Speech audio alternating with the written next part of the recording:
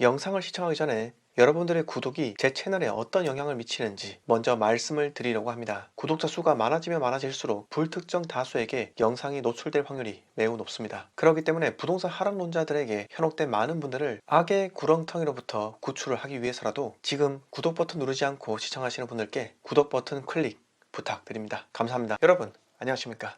재테크일는 준생입니다. 1월 8일 금요일 코스피는 대한민국 사상 최초로 3000포인트를 돌파했습니다. 코로나에도 불구하고 정말 경이로운 수치를 달성했으며 이제 대한민국은 세계 산업시장에서 중추적인 역할을 하는 강대국으로 성장을 했고 위기에 더욱더 강한 집념의 국가임을 이번 코스피 3000 돌파와 함께 국뽕이라는 것이 수많은 국민들의 가슴에 생겨나게 된 것 같습니다. 이번 시간에 제가 말씀드릴 내용은 코스피 3000이 시사하는 향후 부동산 시장의 흐름에 대해서입니다. 증시와 부동산이 어떠한 상관관계가 있는지 대해서 제 생각을 여러분들께 이야기 드릴 것이고요. 저는 주식 투자는 함부로 하는 것이 아니라 생각하는 반금융 투자자인 점 먼저 말씀을 드리면서 이야기 시작하겠습니다. 그럼 구독과 좋아요 부탁드립니다. 우선 작년부터 주위에서 주식 투자하는 사람들이 엄청나게 생겨나게 되었습니다. 특히 2020년 4월 전 세계적 팬데믹 현상으로 인해 코스피가 붕괴되면서 그동안 대학 시절 때부터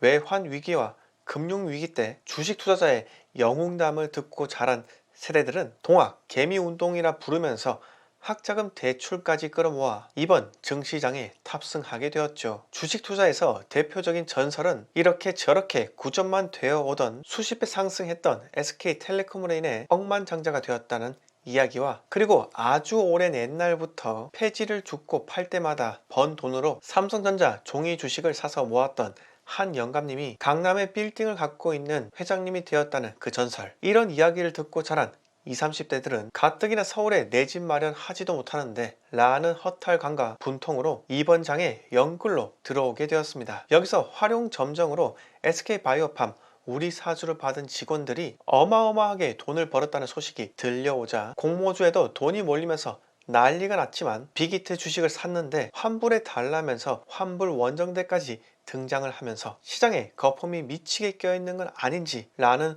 논란도 생겨나게 되었습니다. 2020년 한 해는 이렇게 주식시장에 엄청난 유동성의 자금들이 흘러 들어왔고 제가 바라볼 때 2021년 한 해는 주식 투자에서 번 돈이 과연 어디로 흘러 들어갈 것인가에 대해 주목할 필요가 있다고 생각을 합니다. 저는 누차 이야기를 했습니다. 당장 올해부터 서울 집값 오른다고요. 오늘은 제 구독자뿐만 아니라 시청자 여러분들께도 다시 말씀드리고 싶어서 이야기를 드리는데 서울 집값은 이미 상승하기 시작했습니다. 먼저 지방에 대해서 잠깐 이야기 드리자면 2018, 2019년부터 지방 집값은 상승하기 시작합니다. 주말마다 표준어를 구사하시는 서울 및 수도권 투자자들은 관광버스를 타고 와서 매물을 싹 쓸어 가시면서 지역 토박이들은 이게 무슨 일이냐 라고 하며 어안이 벙벙했지만 지역 산업 경기가 어떤지도 모르는 서울 호구들이 왔다며 골치 아픈 내 집 팔아야겠다며 너도 나도 집을 내놓게 됩니다. 그런데 매주 외지인들이 매물을 싹 쓸어가는 현상이 발현되자 결국 잠자고 있던 현지인 수요마저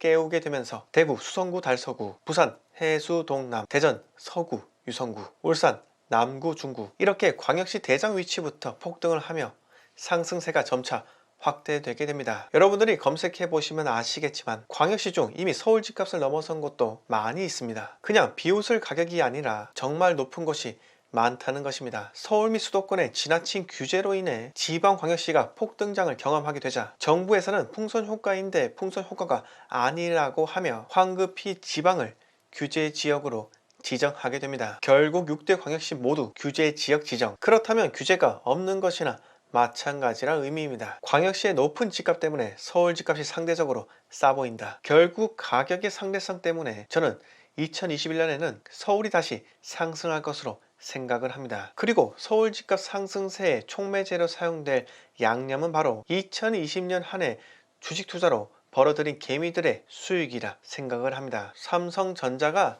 더블로 갔죠. 결국 삼성전자로 벌어들인 돈이 주택시장으로 흘러 들어간다는 의미이고요. 박스권을 돌파한 코스피도 못 믿어하는 사람들이 많기 때문에 자산가들이 강남 아파트부터 다시 관심을 갖게 된다는 것입니다. 여러분, 강남 아파트는 작년부터 이미 뛰기 시작했고 강북의 아파트들은 이미 호가를 높여놨습니다. 물론 강북의 지표 마레프는 84타입이 이제 20억에 가깝게 되었습니다. 분명 15억 이상부터 주택담보대출이 안 된다고 했었는데 사람들은 도대체 어떻게 살 수 있었을까요? 그 이유는 바로 지방에서 부동산으로 돈 번 사람들이 똘똘한 한 채 마련을 위해 이제 서울 아파트를 다시 사기 시작했다는 의미라 볼 수 있다고 생각합니다. 광역시 중 앞으로 공급이 많이 예정되어 있는 지역에 들어갔던 투자자라면 물론 양도세 중과가 두려운 사람들은 못 빠져나오겠지만은 그래도 서울에 투자를 해야 한다 라고 마음을 먹은 내공 있는 투자자라면 적당히 수익을 보고 빠져나오리라 생각이 듭니다. 마지막으로 한마디 드리고 마치도록 하겠습니다. 안전자산이라 불리는 달러의 1100원대 붕괴로 인해 자산가들은 더욱더 안전한 투자처를 찾게 됩니다. 그럼 제가 오늘 말씀드린 주식으로 돈 번 사람, 광역시 부동산으로 돈 번 사람, 그리고 더 안전한 투자처를 찾는 사람, 이런 사람들 때문이라도 내년 서울 집값 더욱더 오를 것이라 저는 생각합니다. 비록 몇 퍼센트 상승할 것이다 이렇게 정확한 수치로 이야기 드릴 수는 없지만 저는 수많은 하락론자와는 달리 상승할 것이다에 베팅하도록 하겠습니다. 오늘 이야기 여기서 모두 마치겠습니다. 영상 마음에 드셨으면 구독과 좋아요 부탁드립니다.